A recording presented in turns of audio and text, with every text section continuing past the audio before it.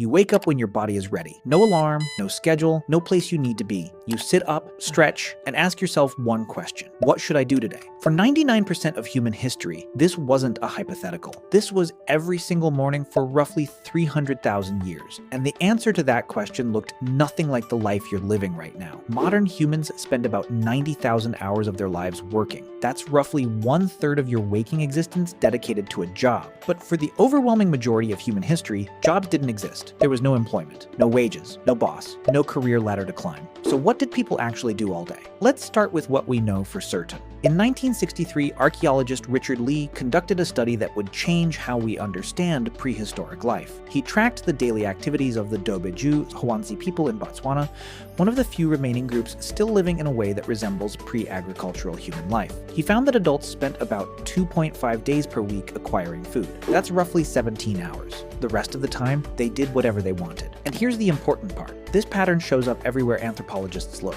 The Hadza in Tanzania, the ache in Paraguay, the Martu in Australia. Completely different environments, different continents. Same result, about 15 to 20 hours per week spent on survival activities. For context, you probably work twice that. Now, some of you are thinking, but those are modern people.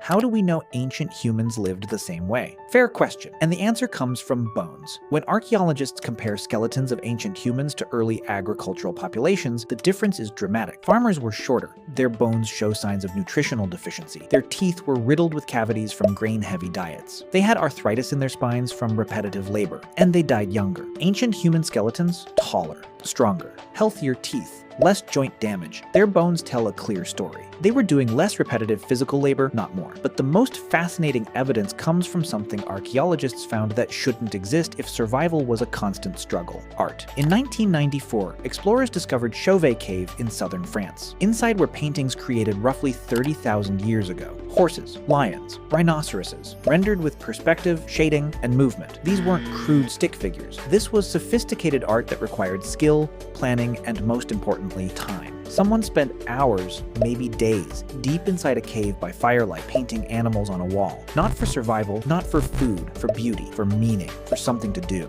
In Blombos Cave in South Africa, archaeologists found 100,000-year-old perforated shell beads. Tiny holes drilled through seashells, clearly meant to be strung together as jewelry. The nearest coastline was 20 kilometers away. Someone walked 40 kilometers round trip just to collect shells, then spent hours carefully drilling holes with stone tools, just to look good. In 2008, researchers found a 40,000-year-old flute carved from a vulture bone in Germany. 5 finger holes, perfectly spaced. Whoever made this understood music, they understood pitch, and they spent significant time crafting it. Not for hunting, not for defense, for music. These aren't isolated finds. Across Europe, Africa, and Asia, archaeological sites from 100,000 years ago onward are filled with evidence of decorative objects. Carefully crafted tools far more elaborate than necessary for survival, and items that required hours of focused work with no immediate practical benefit. This is what people did when they weren't securing food. They created. They decorated. They made things beautiful. So let's reconstruct a day. You wake up around dawn. The fire from last night is still smoldering.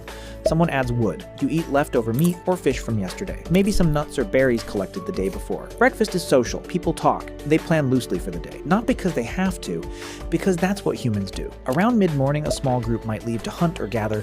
But here's the key. You don't go every day. If the hunt was successful 2 days ago and food is stored, you might not leave camp at all. You might spend the morning working on tools, sharpening a spear, weaving a basket, scraping an animal hide to make it soft and usable. This isn't work in the modern sense. There's no clock, no supervisor. You do it because competence matters, because being skilled earns respect, because making things well is part of being human. If hunting happens, it's not the frantic chase you see in movies. Humans are persistence hunters. We track animals at a steady jog for hours until they overheat and collapse. We're the only species that can do this effectively because we can sweat and regulate our body temperature while running. Most animals can't.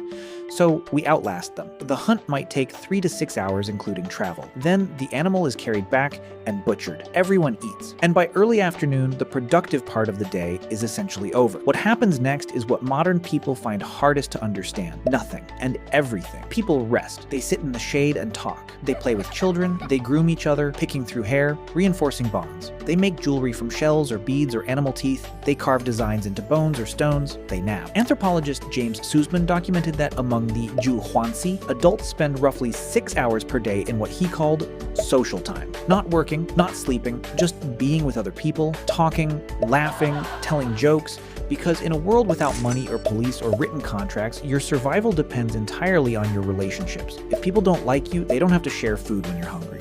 So you invest enormous amounts of time in those bonds, not because it's productive, because it's how humans stay human. Then the sun sets, and this is when something remarkable happens. In 2014, anthropologist Polly Wiesner analyzed hundreds of hours of conversation recordings from the Zhu Huanzi. During the day, conversations were practical: who saw animal tracks where, which plants were ready for harvest, complaints about someone not sharing fairly. But at night, around the fire, 81% of conversations shifted to stories. Myths about how the world began, tales of ancestors who did impossible things, jokes that made everyone laugh, adventures from far away. Wiesner argued that this is where human culture was actually born. Gods, spirits, the past, the future. Things you can only think about when your stomach is full and you're safe. And people didn't go to sleep and stay asleep the way you do now. Historical records from medieval Europe and sleep studies from the 1990s confirmed that before artificial light, humans slept in two phases. First, sleep for about 4 hours, then a wakeful period of 1 to 2 hours in complete darkness,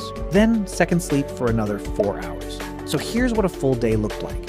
About 4 to 6 hours securing food or making tools. About 6 hours in social interaction, storytelling, grooming, playing. About 8 hours sleeping in 2 separate phases, and the rest resting, sitting, watching clouds, doing nothing in particular. Existing without needing to justify your existence through productivity. Then, about 10,000 years ago, something changed. Humans in the Fertile Crescent began planting seeds and domesticating animals. Agriculture. And agriculture is a trap. Once you start farming, you can feed more people. More people means you need more food. More food means more farming. Within a few generations, populations exploded and there was no going back. Because now there were too many mouths to survive by hunting and gathering. You were locked in. And farming required far more labor. Plowing, planting, weeding, harvesting, storing, defending crops from animals and raiders. The skeletal evidence is unambiguous. Early farmers worked harder, ate worse, and died younger than the hunter-gatherers who came before them. But the population kept growing, and with larger populations came specialists: toolmakers, potters, weavers, inventors, then soldiers, priests, administrators, and eventually jobs. Employment. The idea that your time belonged to someone else in exchange for resources. By the time we built cities, the original human lifestyle was gone, replaced by schedules, obligations, the need to work most of your waking hours just to survive in the system we created. Today, you spend 90,000 hours working. Your ancestors spent way less. You sleep in one block and call waking up at 2 a.m. insomnia. They slept in 2 phases and used the middle hours for reflection. You spend your life chasing an illusion of greatness, achievements, wealth, and success by standards society invented. They woke up every morning already free, already enough, and at peace with nothing to prove to anyone. They didn't need to become successful. They were already living the life you're working your entire existence to retire into. You make art if you can find time after your job. They made art because they had time, and that's what humans do. We're not a different species, but we live so differently from how humans lived for 99% of our existence that we might as well be. We traded freedom for food security, leisure for population growth, time for productivity, and most of us have no idea what we gave up, because we never knew it was there.